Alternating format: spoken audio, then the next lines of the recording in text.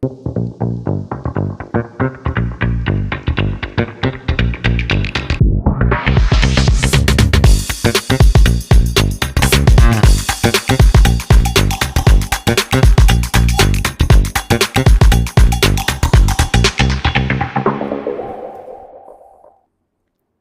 may live over 5,000 miles from Lincoln Financial Field, but what we lack in proximity, we make up for in film study, and each and every week, we'll be bringing you in-depth film breakdowns from across the pond and the Sooner State. Welcome to On the Shane page. I am your host, Shane Haff. You can follow me on Twitter at ShaneHaffNFL. And I'm joined by BGN's own film guru, Jonny Page. Give him a follow on Twitter at JohnnyPage9.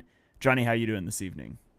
Yeah, I mean, I was going to say I'm good, but I'm okay. If my voice is a bit cracky, I do apologize. I decided to fight this man flu for about a week, and apparently when you don't sleep or rest, it doesn't go, which is strange. Also, Shane, what did you do to the time on this one? The poor people in the comments. What? So explain yourselves. Explain yourself. What's going on with this incorrect timing? Yeah, I don't know. I guess when I created the stream, it didn't take the time I set it for, and it just like said it was going to start in 10 minutes. And the Patreon asked me about that, and so I did fix it later. But yeah, it initially said that we were going to go live like 4 hours ago. So apologies to the people relying on YouTube as well. Yeah. Yeah, it's a secret trick to get you into the Patreon. You get everything over there. Yeah, we're recording a day early, which is really bad for the schedule. So apologies to Shane, because it's my bad. I am working all day tomorrow, so I'd have no time to squeeze it in, which all that does is just makes a very ill man just watch film twice as fast, because we then have to run through the tape extremely quickly. So I had a very busy yesterday. Some of it I wished I did not watch. I was very ill on Sunday, and watching the Eagles like laying on the sofa feeling sorry for myself that first half, I was like, why am I doing this? Especially when I was doing the post-game show, I was like, do I have to do this? Could I not just like go to bed now? But anyway, the Eagles won. They're 3-0. So we're obviously great, and nothing's wrong with the Eagles, and there's nothing bad to analyze at all this week, Shane. Yeah, not at all. Not at all. We got some great comments here. 10, yeah. We've got it's 10:30 somewhere. This is why you joined the Patreon. We got some salutes. Tim is still in the chat. 254 is the new 10:30. So yeah, we're ready to dive into it, and it is a little abbreviated. Our prep, I guess, was a little abbreviated. We will normally be going live on Wednesday afternoons, but we were able to get through it all, and so we're gonna dive in. You guys know the drill. We'll give you 3 points on offense, 3 points on defense. Johnny, let's just hop into it because we have spoken about trying to get these shows a little closer to an hour.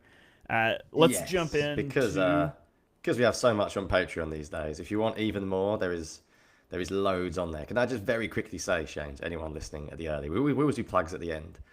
The player spotlights we've got on Patreon on the sideline past here are awesome. So this week you did it, and it was really, really good. For anyone that's watched it, I'm sure they would agree. And I would just like to say, as someone who has never been in the preview game before, so this is my first year watching the opposition film, I feel like both weeks I've had a really good sense of what each team is to do. And just personally, from my own research point of view, it's helped me. So I think if you watched this week, for example, you'd have realized that you'd have been scared of the Rams front as well. And I think I nailed a lot of the stuff they do on offense and defense well. So if you're not in the Patreon, there is a lot of cool stuff in there. Waffle done. Let's begin.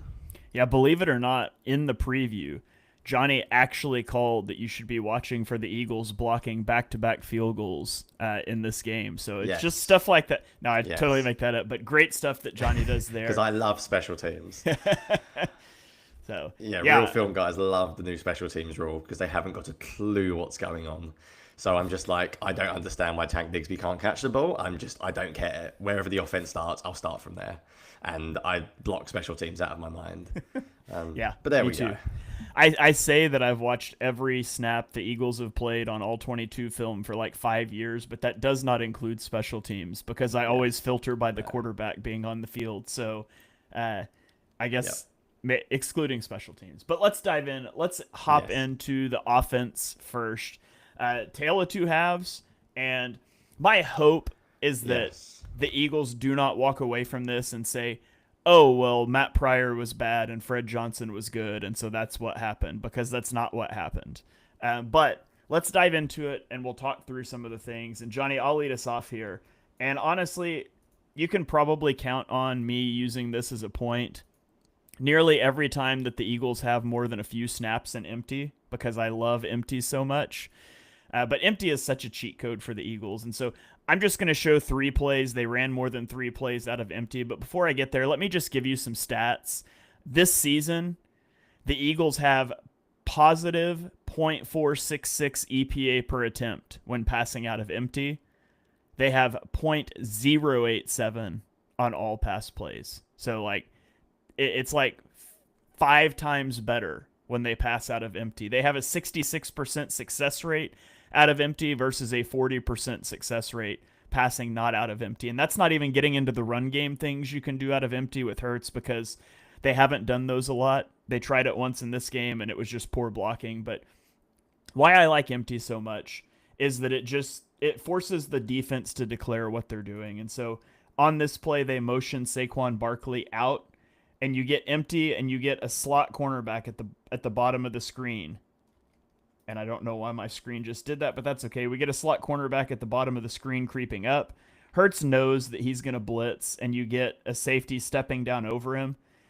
If you have Devontae Smith running against a safety, you can just throw that out route all day, and you can get 5 or 6 yards. And so I love that they will do stuff like that. I just think it makes it really easy.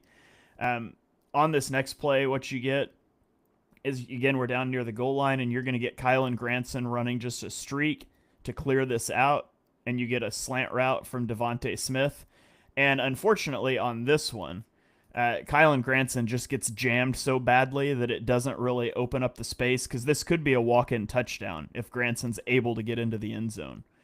But, on 3rd and 12, it still gets you 11 yards and gets you to a QB sneak range. And then we get, of course, the play that wins the game. It's going to be the slot out to Devontae Smith. Devontae Smith is just your empty specialist, I guess. They put him in the slot. They're going to run him on the out route on 4th and 4. Hurts makes a great throw to the pylon, and the Eagles win the game. And so my first point I wanted to talk about was just that the Eagles are awesome out of empty, and they should continue to get into empty to spread defenses out. And there's some cool run game things you can build into that off of the QB running game. They just haven't chosen to do that very much yet. Yeah, imagine if they started running from empty as well. I know it means you can't run the ball, so I know it's predictable in that sense. I think teams will start to key on Devontae Smith running that quick out because he's done it so much, but then you build on it. Actual sequencing, not galaxy brain sequencing like we were told was going to happen when they eventually ran a shot play from under center. I appreciate you starting very positive, Shane. So let's bring down the tone a little bit with my first point on offense. So everyone's probably wondering, like, what the hell happened? And to be honest, read the film threads. You watch the game live. Everyone that's probably here, you can see it was bad. I made my point minor details, and now I'm looking back and I'm like, no, that's wrong. It should be major and minor details, because some of the details of the offense were horrendous. But there was also a few things I wanted to get into that were just minor. Normally I should like a play or two, but I'm going to go for a few very quickly in a row because these are quite quick ones to get into. So if you start with play 3, Shane, everyone who's ever watched any NFL knows that 2 receivers should not stand this close to each other, and they both should not be trying to catch the ball at the same time. That doesn't take much analysis. So the Eagles, I believe, get blitzed here, if I remember correctly. Yet they do, which I spoke about in the preview a lot. Hurts gets the ball out really well. The ironic thing is it could be a good pass to either of them. I think he's going to Devontae Smith, personally, and I think Dotson gets in the way. And I'll call this minor details because this is no way this is a coaching staff saying this is the play that's going to be run. This is an adjustment to pressure. And this is about knowing what you do. You can see Devontae Smith talking to him there. This is about knowing how you handle pressure. If there's an adjustment, so if Hurts goes, right, if they blitz here, Smith's got to run a quick out. You have to plan for everything. And this is more of a major problem. But this is just an error. Like, I don't know who. Again, the joy of watching film is that I can't tell you who. I don't care if it's wide receiver coach, Kevin Patullo, Nick Sirianni, Jahan Dotson, whoever it is, I don't care. But it's a fault. And if you watch NFL field and you see that, it's pretty abysmal. And yeah, we'll get rid of the field later on because I thought Hurts threw well to the middle of the field in this game, despite the fact we're constantly told he can't do it. So that was play 1 of minor details. Now we'll get into major details. This was first down, play 4. And then play 5 is second down. And I do genuinely mean this, and I'm not kidding. I've watched film for probably about 12 years now, the All-22. I don't think I've seen a worse sequence on first, second, and third down. So first down is this play where I think it's AJ Brown and Dallas Goedert literally run the same route. Like, if they're meant to be different routes, if that's meant to be a high-low, someone explain to me who they're high-lowing. I mean, then there's nothing else. Barkley runs this little swing route that he's run the past few weeks, but this time the Rams are just literally sitting on it in the flat. And there is literally nothing. And then this is what really annoys me, right? I haven't watched a lot of coaching clinics on playing out of structure, but I can tell you for a fact that we've said for years the Eagles suck out of structure. The basic way that I've ever been taught for how to play out of structure, and there are multiple ways, is I always think if you've got 2 receivers, short, middle, deep. Someone comes short, someone goes deep, someone goes intermediate. Both the short and middle need to come back to the football. The deep guy needs to stretch them. I've said before that the Eagles need to make their out of structure more in structure, which may not make sense to people, but you can practice this. This is something on the coaching field you can practice. You can tell receivers, right, when the quarterback breaks the pocket, the furthest forward, who here is Dallas Goedert, get forward. I mean, AJ Brown looks like he genuinely doesn't want the ball because he knows if it's thrown to him, it's going to be a pick because he knows he's in no man's land. So he's like, I don't want anything to do with it. Dallas Goedert and Devontae Smith sort of half jog over to the sideline. And in all honesty, it's bad. It's amateurish. You've got 2 guys running the same route. And then Hurts is such a mobile quarterback that we do so little outside of structure throwing the ball. And he's looking down the field here. And Devontae Smith basically covers himself. And then Dallas Goedert runs straight into Devontae Smith after. None of them want it. And that's really poor. That is something they have to coach. So that's first down, right? Then you get play 5, which is play 5, which is the very next play. So this is, after what you just saw, this is second down. This is AJ Brown genuinely, I'm not blaming AJ here, by the way, because again, I don't know the context, genuinely having no idea what he's doing, like not a clue. You have Darius Cooper and Dallas Goedert literally running the exact same route again, and you have Matt Pryor blocking nobody and Saquon Barkley failing to pick up a rusher. Like, when you talk about, like, is it the offense or is it Hurts at times of the passing game? It has fully been the offense the first 3 weeks. Whether you're a Hurts, like, top 5 guy, top 10 guy, top 12 guy, he has been put in some horrendous situations. And you can see he's frustrated. He's like, what the hell are we doing, guys? Like, this is poor. This is like, Sirianni always bangs on about fundamentals. Forget how good you are. Forget how good your preparation is. This is just rubbish. This is amateurish. And it's not something you expect to see. I got 2 more plays, Shane. I know I said we're being quick, but this is by far my biggest point. Play 6, again, we want to talk about minor details. I'm not criticising Fran Duffy here, because it was Fran Duffy's reporting, but he mentioned about your point about the Eagles always running under centre to set up play action. And he said that some coordinators have told me it's a good thing to be predictable, which we've joked about being galaxy braining it. Well, okay, here's the under centre play action. They've been setting up Shane for 2 weeks, and the Rams don't even bite in the slightest. They're running post-cross. We've all seen post-cross before, right? Yankee concept, whatever you want to call it. The Rams are playing too high, which means that they're probably going to be able to lock down both those routes with any good communication. Where else is Hurts supposed to go? You're running a 2-man route concept. What do you want the QBs to do? In the end, he actually throws a pretty good ball. And I actually think AJ could catch it, despite Hurts apparently not being able to throw to the middle of the field. But give him an option. Like, it's basics. Have a check down. Have a guy block. Have a tight end block and then release to the flat.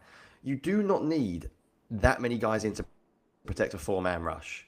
Like, I talk about minor details. Anyone can call Yankee. There's nothing wrong with a post-cross. Like, the Eagles might score a touchdown on it from under center play action in 2 weeks. And we'll go, what a call. But what you have to have, Kurt Warner bangs on about this. What's the plan versus X? What's the plan versus Y? We haven't got the coverage we want here. So what's the plan?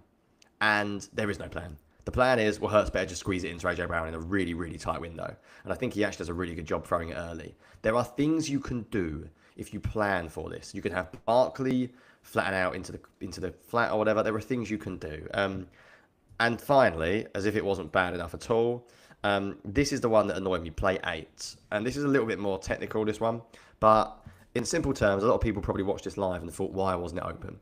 So the Eagles are running a 3-level stretch. Call it flood, call it sow, call it whatever you want. They are sending a deep vertical route to Devontae Smith.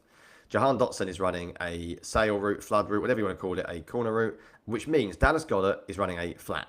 Now, you've seen this play run in the NFL thousands of times. Hurts throws a really nice corner ball. The the reason why this nearly gets picked is watch Dallas Goedert release. And we had a good chat in the Discord about, is he being... And I don't think he's being lazy. This is my point about details. I think he's almost faking he's going to block, and he's faking he's going to chip in order to slow down the edge rusher before he gets out to the flat.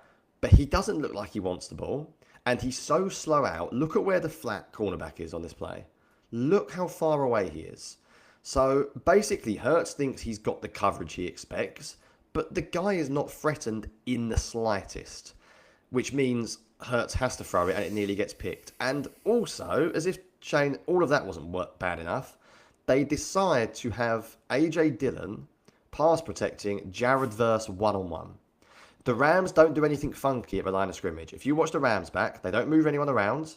They don't run a great twist. They literally have 5 men lined up, and the Eagles decide to shift to the right and leave Jared Verse wide open. Nothing changes here. You can see number 8 pre-snap. He's right there.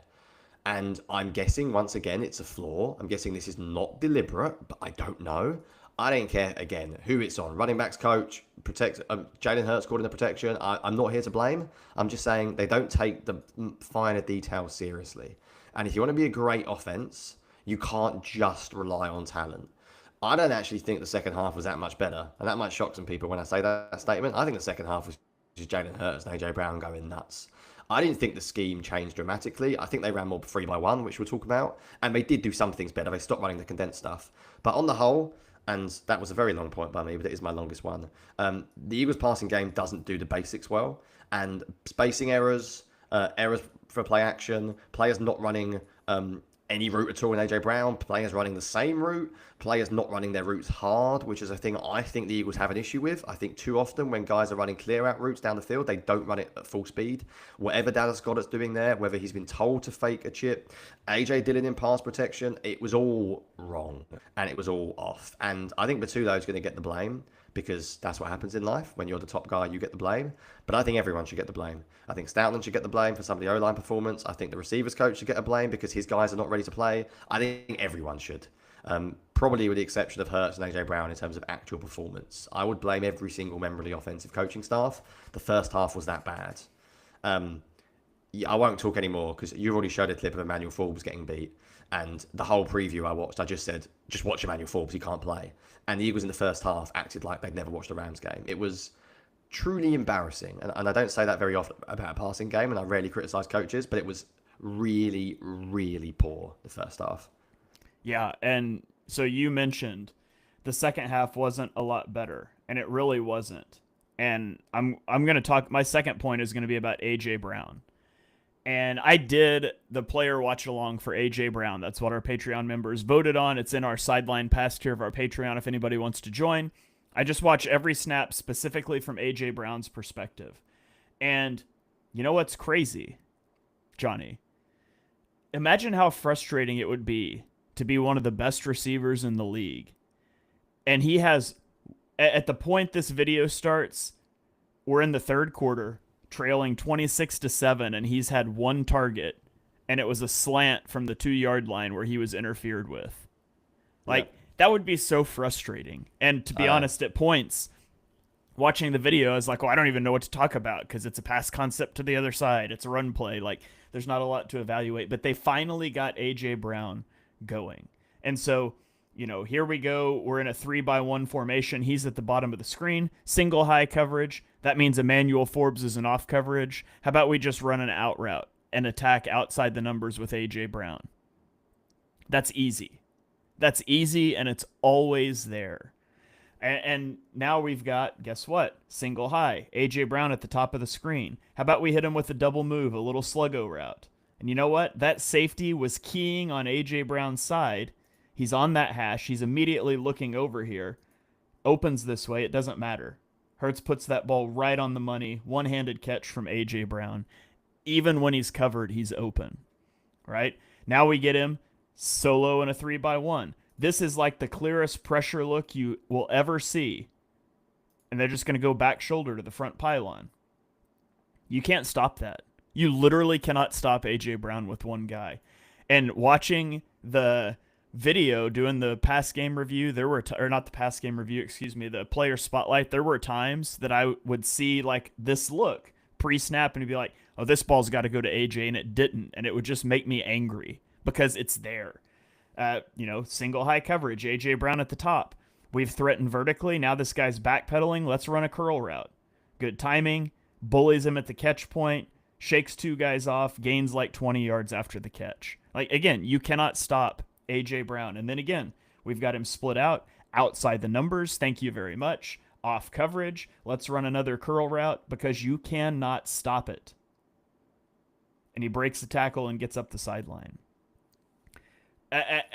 Going into this game, Jalen Hurts had attempted 0 passes in the intermediate area of the field, which is 10 to 19 yards. He targeted A.J. Brown in this game 4 times in that area, and he had 3 receptions for 57 yards and a touchdown doing so. Overall, Hurts was 7 of 9 on passes over 10 air yards for 154 yards and 2 touchdowns in the second half, and that has been there for the first 3 weeks of the season. And they waited until the second half of the third game when they were getting trounced to pull it out. And I hope that they have realized that it wasn't just a Fred Johnson thing.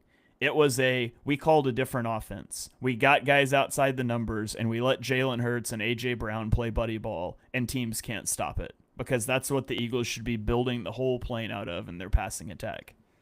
Yeah, I don't think AJ Brown is the most diverse receiver in the league compared to some of the guys like Jefferson and Amon-Ra St. Brown, but he is the best outside of numbers one-on-one.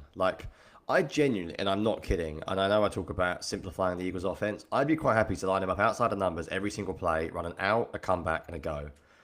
Basically just run that, because corners can't stop him. And I don't want to keep harping on the preview, but I swear to God, Shane, Emmanuel Forbes couldn't handle anyone. He's been thrown into the starting lineup. He couldn't handle anyone. That guy had no chance of stopping AJ. We talk about football being easy. It was the most obvious matchup-based, passing attack you could ever run. You handed it on a plate, and the Eagles didn't take it. I think you're going to talk about 3x1 as well, aren't you? Which was another big part of that after as well. I will... let's stay on the negative. I want to end with a positive on offense. Let's stay on the negative. I just want to talk about the offensive line. And I could play 50,000 clips for this, but I'm just not. So there's a few things that it's basically a combination, in my opinion. I'm not going to blame Barkley. So it's a combination of a lack of a QB run game, lack of gap scheme, which I do not understand. You posted yesterday 20% gap scheme this year, 40% last year. Don't get it. Don't get it. People in the comments can ask me why. I got no idea. Absolutely no idea. Don't know where QB counter bash is. Don't know where counter is. The amount of times they ran GH counter last year, just don't get it. No idea why. So there's 2 things: scheme and then just the offensive line. If you look at play 2, this is an example of possibly the worst idea of a run play you'll ever see in your life. Running split zone and asking Grant Calcaterra to block Jared Verse is embarrassing in every single way. And I can't quite talk about how you expect anything to ever go any different. If anyone's ever watched Jared Verse play, he's about as physical as an edge rusher I've ever seen in the past few years. He rocked Jordan Mailata in this game, and I mean rocked him. Mailata is stumbling back into the QB. If he can do that to Jordan Mailata, let me tell you, he is going to handle Grant Calcaterra 99 times out of 100. So you get this issue with a scheme, but then quite simply, Shane, the blocking's just not very good. It was hard to watch. If you just go to play 7, because I've already spent enough time being negative, so I'm not going to show another play. There are more plays on Twitter. You've covered a lot more on your thread. Firstly, scheme design. If anyone can genuinely explain what Darius Cooper is doing here, please, and I'm not blaming him. He's obviously by design. He's running a motion, but he's not drawing anyone across. He's actually being asked to block, and he ends up running around like an absolute child, basically trying to catch up on an assignment that he's missed. Landon Dickerson was rough in this game. You want the truth, he was rough. I think the Eagles might be better off sitting him for a few weeks to get him healthy, because there's no point playing him at this stage because he can't play. And I really mean that. I think he gave up 6 or 7 pressures, and he was getting beat badly at times. There is no pop in the run game at all.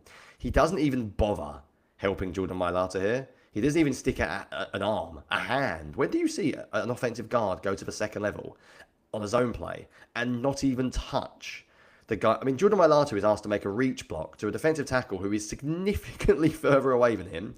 He gets rocked back. Nowhere for Barkley to go. Darius Cooper's standing there like he's not been told what to do. Lots of questions about run game. I don't get it. Stoutland is still there. Jacko commenting only took 22 minutes for me to mention QB counter. I don't know what to say about it. Like, I don't get it. I don't know what to say about it. Scheme is bad. And, Mark, I'm going to come back to condensed formations later on, by the way.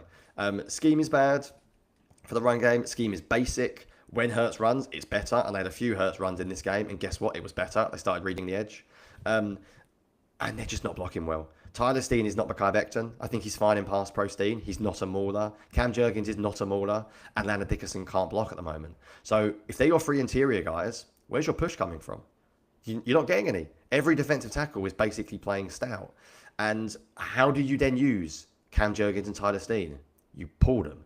Run outside zone, pin pull. Run counter. Pull these guys. Get them in space. Don't just run standard outside zone. And I know Jason Kelch has spoken in the past about basically a lot of the pin pulling stuff they do from outside zone depends on the defensive alignments. So what I mean by that is Jurgens might not pull if a guy is like head up over his nose, for example. Well, then teams are obviously keying on what the Eagles are doing and have to adjust, because you can't just basically say, well, all right, if they line up in a certain way, we can't run X concept, because they're basically running standard inside zone and standard outside zone on 75% of their run plays, and they've got no interior push. They can't block it well. The tight ends can't block, and the three guys in the middle are not strong enough to push back a defensive line. So the running game won't get fixed unless they take a long, hard look in the mirror, just like the passing game, and decide how can we actually change it, because at the moment it's not good enough. Jonny, what Eagles offensive lineman played the best game on Sunday? Good question. Jurgens or Steen, I would guess. Yeah, to me, Tyler Steen was the best Eagles offensive lineman, and as a Tyler Steen guy for the last 2 years, that's not a good thing. No, and also Paul Jordan Mailata, run tackle trap. Do you know what I was thinking? Remember we used to run wham, trap. Yeah. There's other things you can do. Guess what the Rams have? An incredibly aggressive defensive line.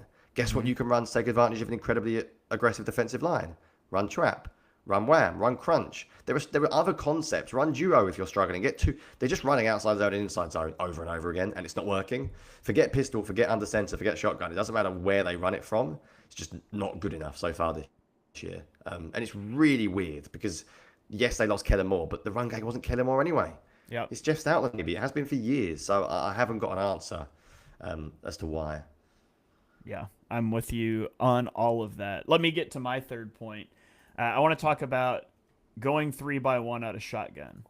And so we all know that I dislike 2-by-2 mirrored route concept, stuff that doesn't influence each other. Like, I know you got to be able to do some 2-by-2 stuff, and we talked about it last week a lot in the Discord, a little bit on the show, that you can't just live in 3-by-1, but I do like 3-by-1. However, when the Eagles went 3-by-1 in this game, something I discovered was they threw the touchdown pass to A.J. Brown as the ISO guy in 3-by-1. They threw an out route to A.J. Brown as the ISO guy in 3-by-1. Outside of that, those two passes to A.J. Brown as the ISO guy, here is every snap of 3-by-1 from shotgun for the Eagles. And I just want you to watch what they do. We've got RPO bubble. We've got RPO bubble. Yeah, I think Hurts missed a few RPO bubbles, by the way, as in he could have thrown a couple later on. But anyway, they still work. Look, I think this is RPO the one I think bubble. he could have thrown. That's the one I think he could have thrown. And I'm not sure they're even reading it so much as just giving it. That's what I wonder as RPO well. bubble? I wonder if they are RPOs. Yeah. So inside zone with a bubble screen. Now, this one's weird. This offense lacks This creativity. one is weird, Jonny. Like, they run the bubble on the backside, but how could Hurts ever possibly throw this? Because it's on the flipped side. So that makes me think they're not even reading it. It's just, I agree. We're going to run the inside zone. Yeah. Look at them blocking in front of Devontae. I agree. I don't think they're even reading it half the time. And then this one, they don't actually put the bubble because Devontae's going to come in and try to block.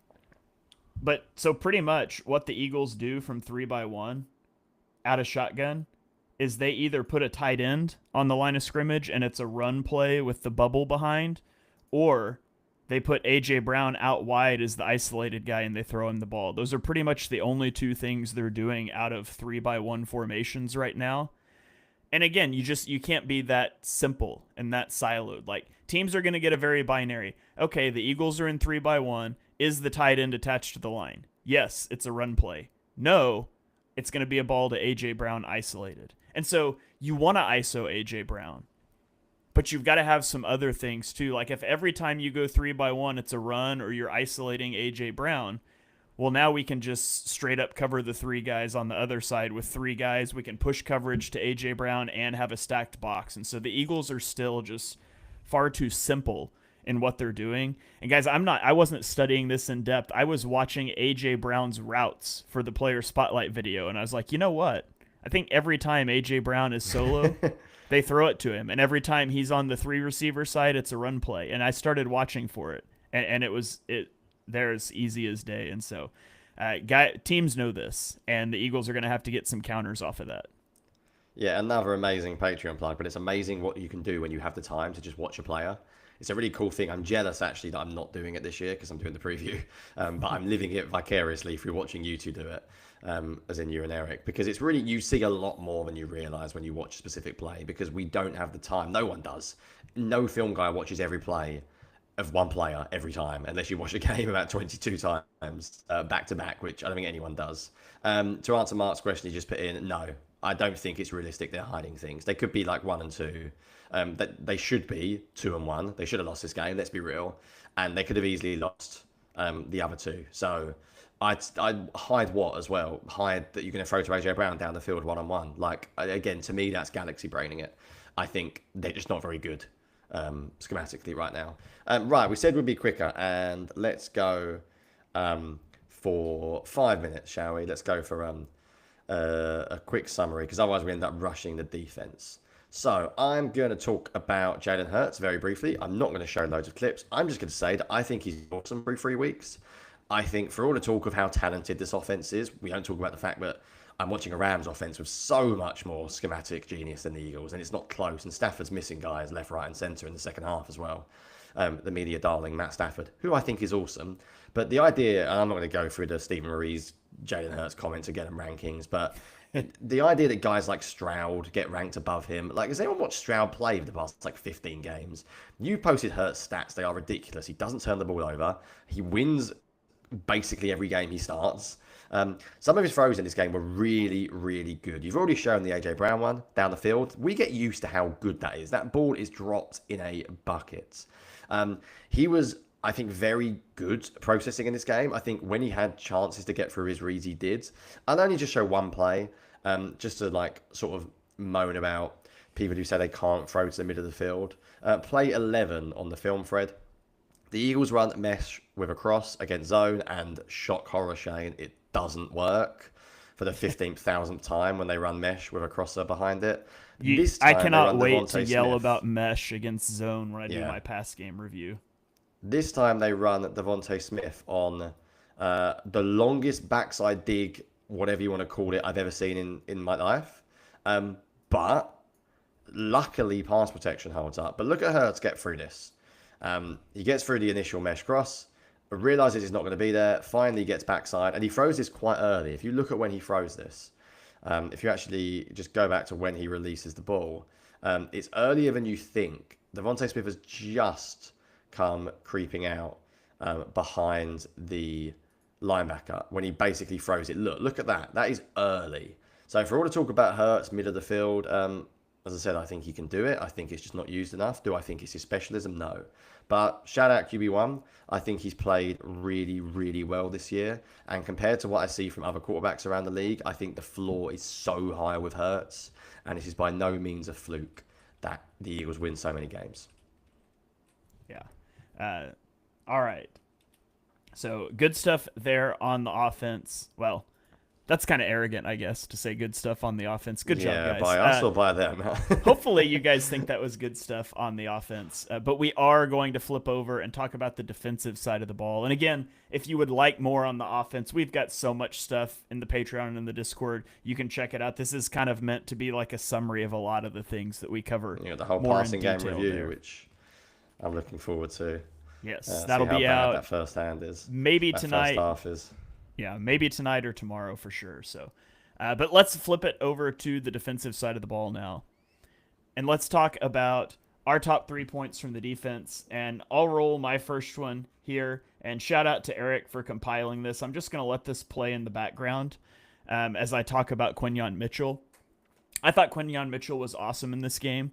The Eagles, I don't love their approach with Quinyon Mitchell, maybe. So this game, they really just had him follow around Devontae Adams. Week 1, they had him really follow around George Pickens. Now, I'll ask you, Johnny, who is the Cowboys' number 1 receiver? It's got to be CeeDee Lamb, right? Yes. And who's the Rams' number 1 receiver?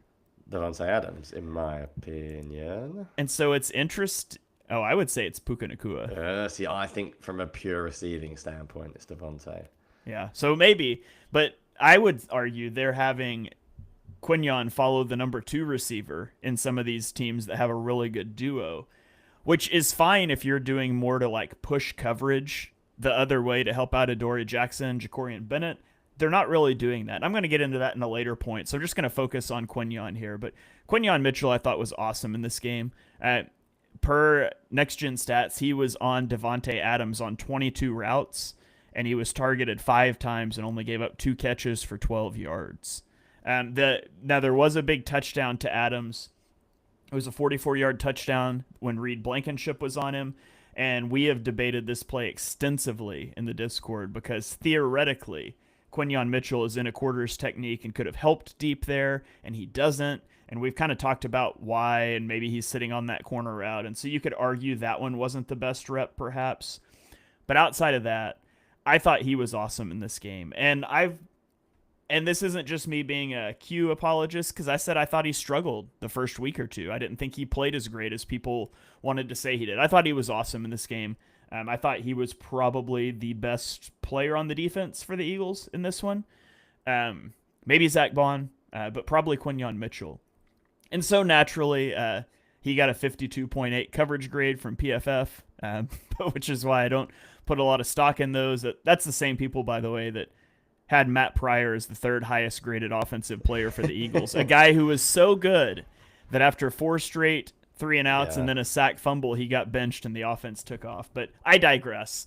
So I think it was Jacko said he thought I was going to throw that in earlier when I asked who the best offensive lineman was. I was saving it for here, but I just thought it was a really good game by Quinyon Mitchell. And I thought he had not been as good as he was last year in the first couple of weeks. So I wanted to shout him out and just say I thought he did a really good job on Devontae Adams. Yeah, I think sometimes like power comes great responsibility, or whatever the phrase is. I think Q stepped up. I think he was given a really tough assignment. I think Devontae got him a few times, as he will get everyone.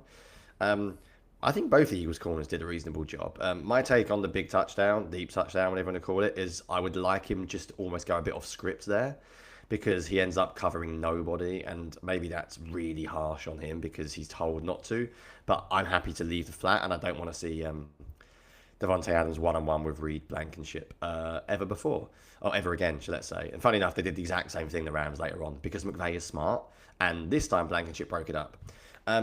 Right, I've got a few things I want to talk about, and should we get the elephant in the room out of the way, just so I can piss off everyone listening at home, and get the Twitter mentions mad. Jalen Carter is not Jalen Carter. I'm not saying he's bad. He's not bad. He had a really good pass rush early on in the game. He had an amazing run stop on 4th and 1, along with Jordan Davis, that I'll show later on, actually, as part of a different point. But he is not in shape to play football. I'm not blaming him. I'm not blaming his character. There could be lots of reasons behind the scenes we don't know. I don't think it's because of missing week 1. I think it's a general conditioning point. Maybe it's Vic Fangio spoke about like the fact training's not as intense tackling wise as it was. Jordan Davis spoke about it. Sirianni spoke about it. So I'm not just calling a guy big for the sake of calling a guy big. He is not right. There's a few I could show. And do you know what, Shane? In the interest of time, I'm going to combine 2 points. So I'm going to focus on Carter, but one of my other points is run D. I realise that a lot of the plays I'm going to show of Carter, I'm going to end up repeating when they run defense. I'll do 2 points in one. I'll focus on run defense, and I'll tie in my points on Jalen Carter as well. So let's look at play 2, first of all. This is where the Eagles just got beat up. Like, we don't see this team get beaten up in the trenches very often under Howie Roseman. But they get beat up a bit. Jalen Carter is moved, as he was consistently. Jordan Davis was by far the best Eagles run defender, and it wasn't close. Like, Carter's not moved a little bit. Look at where he starts, and look at where he finishes. And this is early on in the game. Like, that's a 300-pound man who is being shoved at speed. 69 is moving him. Like he ends up off screen. Unusual. Yeah, that doesn't happen.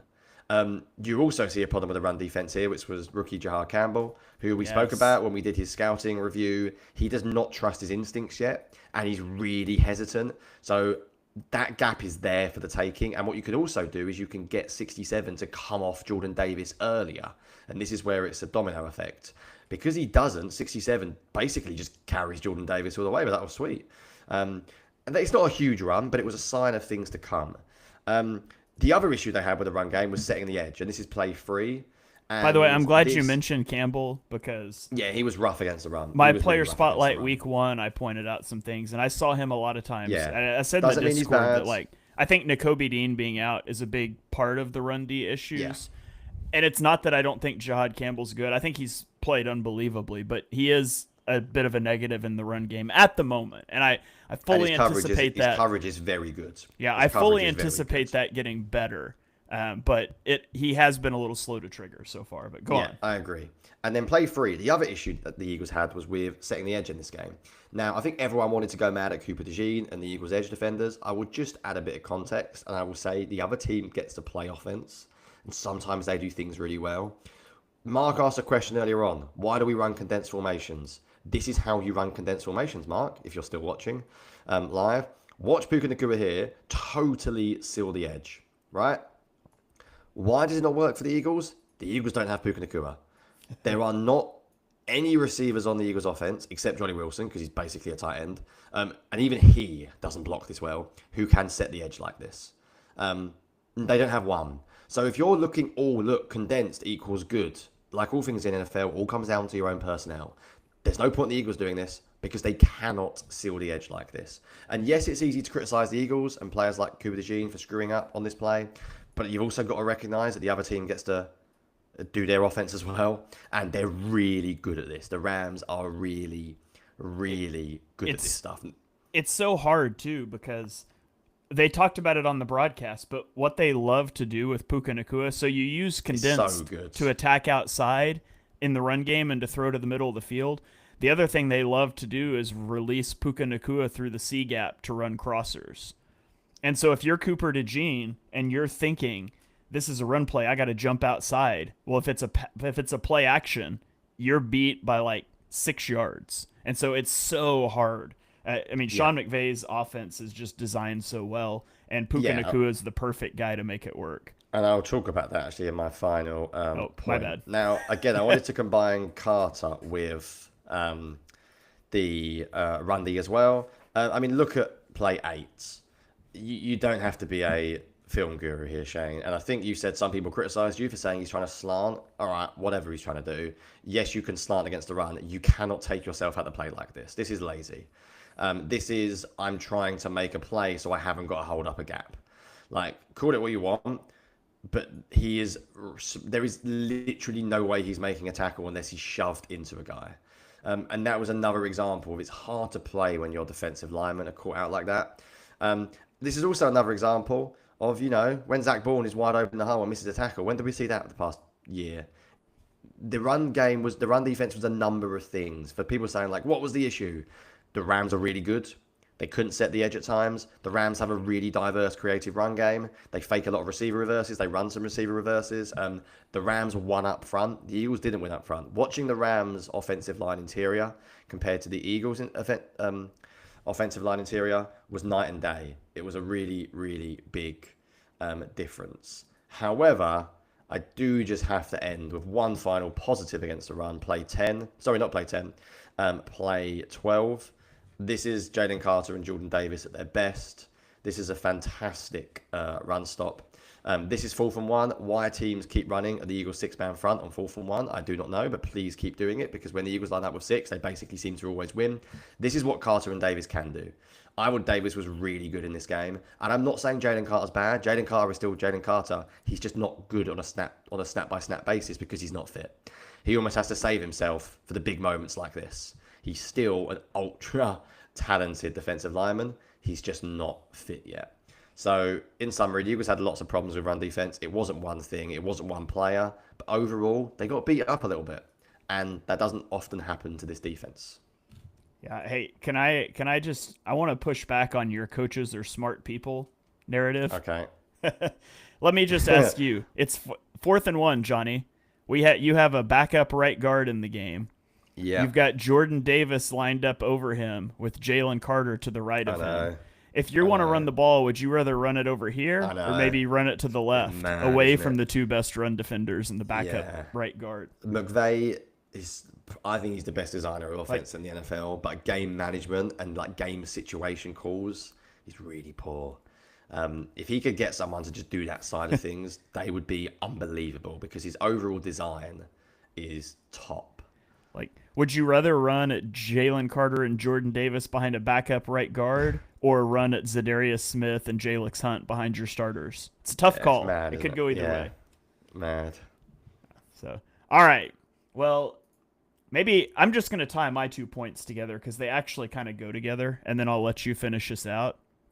So, first of all, I want to talk about cover 1 blitzing. The Eagles ran cover 1 a lot in this game, and they blitzed a lot in this game. And here's the thing. Like, when you look at this pre-snap, this pretty clearly reads cover 1 blitz. I think I said cover 0. I meant cover 1. Like, this is pretty clear. We're going to send 5. I mean, maybe we're bailing somebody off of the line. I just don't like line up with 5 guys, send 5 guys. I just think it's too easy. Eric's done the studies on, like, rushing 5. And I'm not anti-rushing 5. But I think you need to do it in a way that's disguised, where like you're rushing a linebacker and dropping out the opposite edge to try to overload something. This is just, we know, like Stafford knows, this is probably a cover 1 blitz. It's obvious. We're just going to pick the matchup we like, and we're going to throw it. And by the way, he picks the wrong guy. Like, this drag is where he should be going, in my opinion. That's an easy throw, but I digress. We talked about Stafford reading some things out wrong, I thought. That's just too easy. Now here they're going to cover 1 blitz again, and it's not obvious this time because they've got the linebackers back, and then they send them. But I still don't really like it. It's not timed up well. Your linebackers are running into each other, and it's still just leaving guys on an island. I just don't love it. Here's another cover 1 blitz. Again, it's obvious, and you've got a backup cornerback on the field, and like that's who they want to attack. And I know it ends up incomplete, but that's on Stafford because he ends up being wide open. And so I thought the Eagles cover 1 blitzed a lot in this game, and I just don't understand why. Because cover 1 blitzing means, it doesn't mean you're going to get a free runner. It means that you're making everybody on the offensive line win a one-on-one block. But you're putting 1 less guy in coverage, so they don't have to win it as long. And it just seems like they don't work very well. And I know there's numbers to bear that out. Maybe they're doing it just to try to get pressure. Just don't do it from such obvious looks. And that kind of ties in with my other point that I just said I'll combine, which was the end of game. Yeah. The last drive, and I complained about this with Fangio back to last year, and I love Fangio. I think he's one of the best defensive coordinators in the league. I absolutely don't trust him in end-of-game situations because we talked about last year, like he would just like emotionally blitz. Okay, so you get to the last drive. Adoree Jackson is out. Jacorian Bennett is in. It becomes very, very clear that they're just going to throw the ball at Jacorian Bennett. The Eagles just continued to leave Jacorian Bennett one-on-one with Puka Nacua. A lot of times cover 1 blitzing. They had like a cover 3 look where it's a deep route, so it's essentially still him being one-on-one. And I just don't...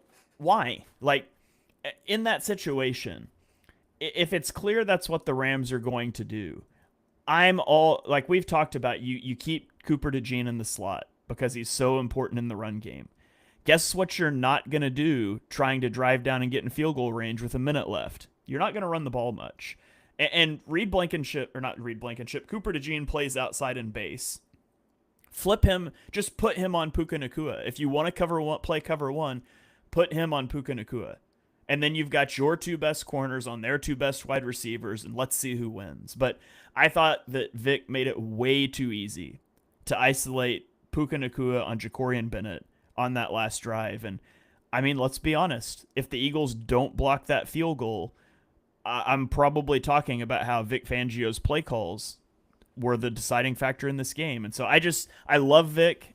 I just did not trust him in some late game situations last year. And I thought that reared its head again in this game. I just don't understand why that's the approach. And I would like to see them handle those end-of-game situations differently. Now, it worked. You won. I don't know if you want to be relying on blocking field goals to win games, although apparently the Eagles have figured that out, and so maybe they'll just block all field goals from now on. But I just, the end-of-game Vic makes me very uncomfortable. Yeah, I think he has like this, like it's now or never mindset, almost like do or die, which in some ways I respect because it's not how he calls most of his game. I think, let's be real as well, I put this on the Discord, and I don't think either were penalties, but I think on another day, Ja'Cory Bennett gets flagged. Not even because they were penalties at the end of the game, but the Kura stumbled out of his break on one of them, and I think another ref could see that and go, oh yeah, he's tripped him. I think it was like accidental contact, but he was also beat quite badly. If the Kura doesn't trip, then that's game over. But on the final play, I've actually got the final play, Shane. If you refresh it, play 13. This is how good the podcast is. I tweeted it this quickly, so I can mention it now. Because that's how little time I've had. Like this one, he actually is in good position and he doesn't strike the Kura before the ball comes. But we see a lot of flags if you don't get your head around. And I think if you pause it before the ball comes, like I think you could make an argument that he's touching the Kura like just before it comes. And it's a bang bang play, it's tough. But often you don't get the benefit of the doubt if you don't turn around. And look at the position he's in. Like he doesn't turn in the slightest. And I agree with you. I think it was too easy to pick on Bennett.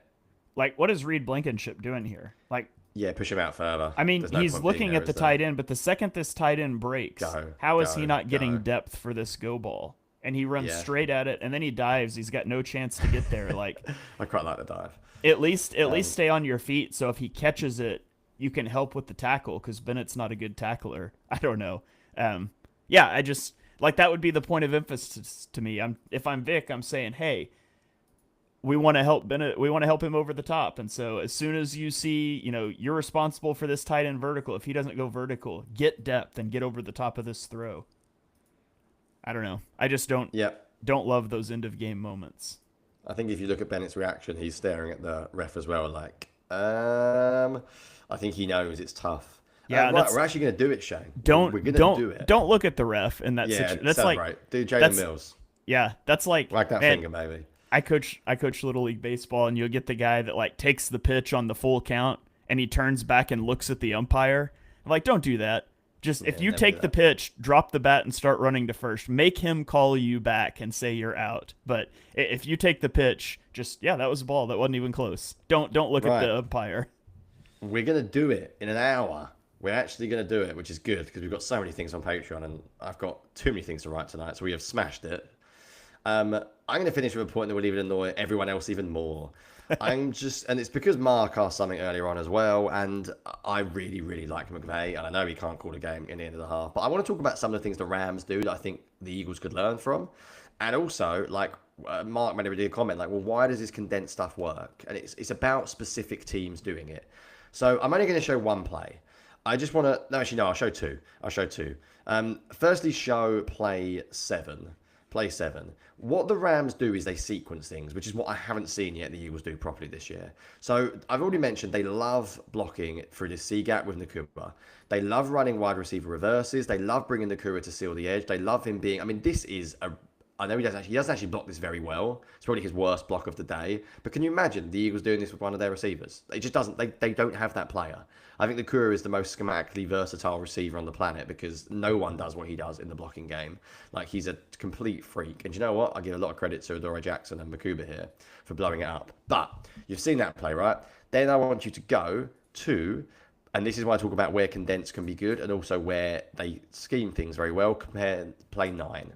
Compare this, I spoke about the minor details to what we get from the Eagles. So, first of all, it looks the same as every other play does. Under center, they all look very similar. They bring the Kura in like they do quite a lot. Okay, if you just go back a second, Shane, and just pause it before. Firstly, he's in the C gap and he stops. So the Eagles then think, right, he's going to be there. Then they pass it off very quickly. What have they run a lot of the time? These reverses, these screens. Watch the defense flow to Nakua because the defense knows Nakua is a threat. Watch Bourne, watch Campbell. There's just a flow. In fact, actually not Bourne. Bourne as always reads it perfectly. But I think it's Blankenship who flows to the right. Then what they do is, well, why are they in condensed sets? Remember we said about 88 earlier on? Him next to the Kua to throw a block? He's just going to run a hitch. That's all he's going to run. But look what he does. He's going to block 3 guys. Hitch. It's not pass interference, but it's close. And that is the perfect match of, it looks like your same running offense. You use the receiver the same way you're doing the run game. You use motion for a real reason. You think the ball's going to the Kura and Adams side. It's just really, really good offense. And sometimes I don't blame DeJean on that. There's nothing you can do. Almost nothing you can do as a defense. That is just high quality offensive scheme, shall we say. And why then people say, well, the Eagles win. Why do you like McVay? The Eagles win because they're significantly better. They've got better players. Unfortunately for the Rams, McVay is crap in situations like this. But I'm talking about from a design point of view. The design is so much better. Guys are open. You're going to show the C gap. I mean, this is so good. By the way, if Jalen Hurts misses this on what's his third down, we'll go mad. They're using the same thing they saw earlier on for the Kura in the C gap, and this time he releases. I love doing the Rams preview because I basically just sat there geeking out on how good this offense is. As I said, McVay is awesome. If he had any sense of game management, any sense of common sense in these high level situations, he'd be unbelievable. And that's all on Stafford. Just quickly, Shane, one final thing, and then we will finish in an hour. We will get out straight away. Go back to the play I just want to show, play 9. What I love about this play even more is watch Zach Bourne. I think it's Zach Bourne. I'm pretty sure he completely leaves his linebacker, his tight end where he's nearing coverage, because he recognizes this instantly. Who's the guy next to DeJean? That is Zach Bourne, isn't it? Yeah. Yeah, watch him. He literally recognizes this instantly. He completely leaves his zone. He's so good. He's like, I know what it is. He's read it there. You can't ask him to do any more. Sadly, Adoree Jackson and DeJean don't have his instincts, but I love it because I'm pretty sure he totally leaves his man wide open. Yeah. And he's just like, I know what it is. You can see him jog off the pitch like, I knew it. Just really good. You sometimes can't stop the opposition, Shane, when they do things this good. And so hopefully, Mark, that answers your question of why you run condensed. You run it with a purpose. The Eagles don't run it for a purpose. I'm convinced they run it because they see other teams doing it and think, oh, that looks good. We'll do that. That's not how offense works. You don't just pick something because other teams do it. You do what fits your personnel. We don't have Puka Nacua. We don't have the under center run game they do. So it doesn't suit us the same way. Yeah, that's good stuff. So there you have it, folks. Our thoughts on the offense, on the defense from the game. And we got it done in under an hour. I don't know. Somebody made a comment at the beginning that 254 is the new 1030, just like 75 to 90 minute videos are the new 60-minute videos. We did it. We got it under 60 minutes. And I think we got a good sampling of this stuff. I think there's some things to like, but honestly, a lot of what there was to like, I thought was just offensively getting outside the numbers and A.J. Brown, and defensively, I mean, I liked some things. I liked more on the defense than I didn't like. Just some predictability, and ultimately that last drive left a bad taste in my mouth. But yeah.